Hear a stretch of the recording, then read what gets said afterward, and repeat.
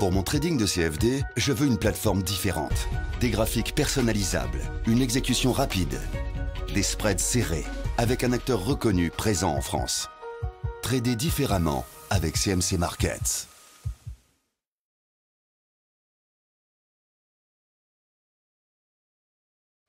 Bonjour à tous, je vous présente aujourd'hui la mise à jour de la revue technique des marchés CAC, DAX, SP, Nasdaq et Eurodollar. De manière tout à fait traditionnelle, on va commencer par le CAC en unité de temps hebdomadaire. On voit que les choses se présentent encore une fois de manière très favorable au niveau des indicateurs techniques. Nous sommes toujours avec un MACD qui est au-dessus de son signal et en zone positive. C'est un élément donc intéressant. Le stochastique est toujours coincé au-dessus de 80, donc dans sa zone de surachat, la zone où ce sont les haussiers qui imposent leur volonté. Et le momentum ici est toujours positif, donc on a un tir groupé d'éléments très favorables.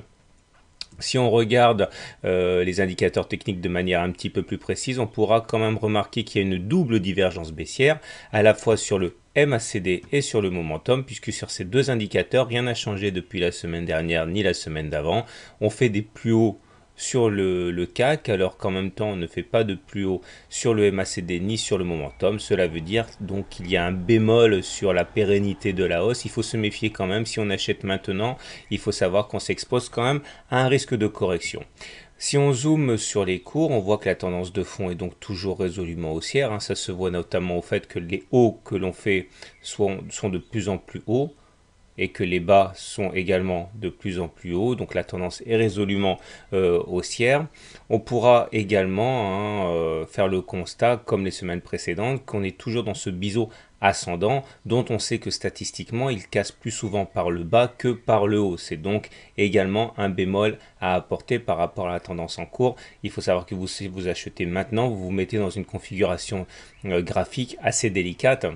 Ce qui est également corroboré par la bougie de la semaine qui est une ligne de poussée.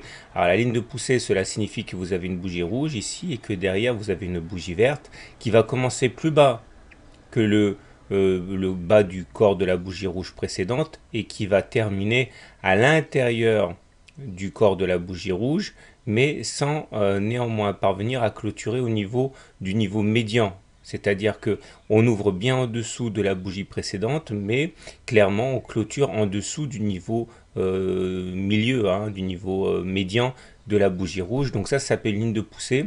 Ça mérite, impose même une confirmation la semaine d'après. Il faut que la semaine d'après on ait une bougie de baisse, une bougie rouge, et auquel cas ce serait effectivement un signal baissier. Donc il faut surveiller ça de très très près parce que tout s'emboîte. Le fait qu'on aurait une baisse, avec le fait qu'on est dans un biseau ascendant, avec des divergences baissières, il ne faut vraiment pas y accorder trop peu d'importance.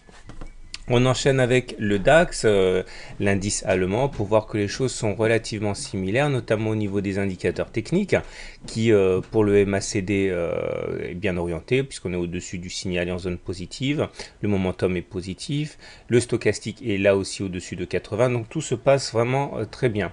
Néanmoins, là aussi, on remarquera une divergence baissière sur le MACD, puisque pendant que le DAX enchaîne les plus hauts, le MACD, lui, n'y parvient pas. Alors là aussi on va zoomer un petit peu pour nous remémorer l'épaule tête-épaule inversée. Voici la première épaule, voici la tête, voici la deuxième épaule et voici la ligne de cou. Celle qui rejoint la tête et les épaules, elle est à 9700. Cela nous donne normalement un signal haussier depuis qu'on a cassé cette ligne de cou en clôture, c'était cette semaine-ci, et depuis, eh bien, on essaye de prendre de l'altitude avec pour objectif théorique d'aller reporter la hauteur de la distance cou-tête reporté au-dessus du point de cassure, c'est-à-dire aller chercher les 10 500. Cet objectif restera valable tant qu'on ne clôturera pas significativement en dessous de la ligne de cou.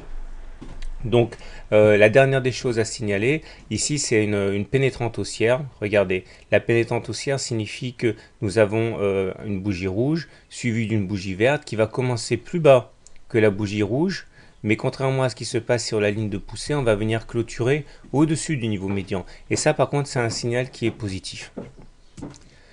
On continue maintenant avec le SP500, l'indice phare américain. Là aussi, on est en tendance résolument favorable. On remarquera d'ailleurs sur cet indice le rôle quand même très important de la moyenne mobile à 20 semaines. ici, qui n'a de cesse que de permettre au cours de rebondir chaque fois qu'elle est sollicitée, cette moyenne mobile. C'était le cas là, ici. Là, il y a une petite faiblesse, mais qui a été récupérée dès la semaine d'après. Deux clôtures consécutives en dessous de la moyenne mobile à 20 semaines pourraient nous alerter, mais pour l'instant, il n'y a aucune raison de ne pas penser que la semaine prochaine, on fera encore des plus hauts par rapport à la semaine qui vient de s'écouler. Mais là, comme sur les indices européens, vous remarquerez la présence de cette divergence baissière qui joue comme une épée de Damoclès au-dessus des investisseurs haussiers. Au niveau hebdomadaire sur le SP500, il faut remarquer deux choses. Tout d'abord que cette horizontale mauve qui a servi de résistance pendant un moment a toutes les chances de jouer son rôle de support, hein, selon la fameuse règle de changement de polarité. Hein. Depuis qu'on est passé au-dessus de cette résistance, eh ben, ce niveau résistance va maintenant jouer les supports. Donc il faut s'attendre à ce que les 1900 ne soient pas faciles à casser à la baisse. Mais il demeure que nous sommes là aussi également à l'intérieur d'un biseau ascendant dont on sait, comme vous avez pu le voir précédemment, qu'il est généralement cassé vers le bas. Le Nasdaq 100 à présent, donc les valeurs technologiques, le constat est tout à fait similaire avec eh bien, cette divergence haussière, divergence baissière sur le MACD. Le MACD croît son signal à la hausse, donc c'est plutôt un signal très favorable dans un contexte où le stochastique est dans la zone de 80 au-dessus et le momentum est positif. Donc là aussi, aucune raison a priori de s'inquiéter, si ce n'est la présence de cette divergence baissière qui nous rappelle à l'ordre. Et là, ce n'est pas un biseau ascendant que l'on a, mais un biseau droit d'élargissement ascendant. C'est-à-dire que les deux côtés vont diverger et pas converger, avec un côté qui est plat et l'autre qui monte. Ce qui montre d'ailleurs des oscillations de plus en plus amples.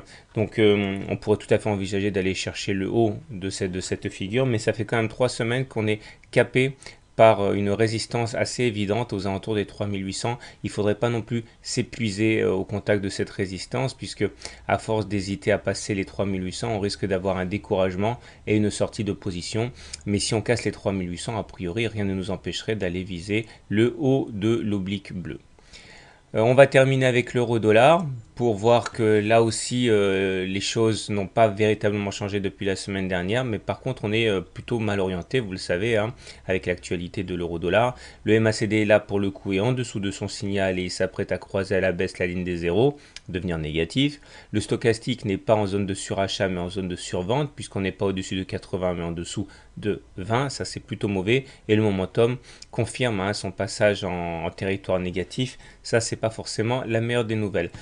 Il faut regarder au niveau chartiste, on voit que là aussi on était dans un biseau ascendant et comme vous l'avez vu hein, de manière totalement probabiliste, hein, on a cassé le biseau ascendant à la baisse, hein, ce qui se passe généralement avec les biseaux ascendants, mais il semble bien qu'on ait réussi à trouver un support sur les 1,35 hein, qui semble quand même âprement défendu, en gardant à l'esprit quand même que en toute théorie, l'objectif des biseaux, hein, une fois qu'ils sont cassés, c'est d'aller chercher le point le plus bas du biseau, à savoir les 1,33. Donc pour l'instant, effectivement, on a droit à une zone de support intéressante hein, sur les 1,35. Pourquoi pas envisager éventuellement des difficultés à casser les 1,40, enfin les 1,34 par ici, mais à terme, hein, c'est bien les 1,33 qui sont les objectifs traditionnels des biseaux ascendants lorsqu'ils sont cassés par le bas. Voilà, je vous souhaite une bonne semaine, de bons trades et je vous dis à la semaine prochaine pour la mise à jour de la revue technique des marchés.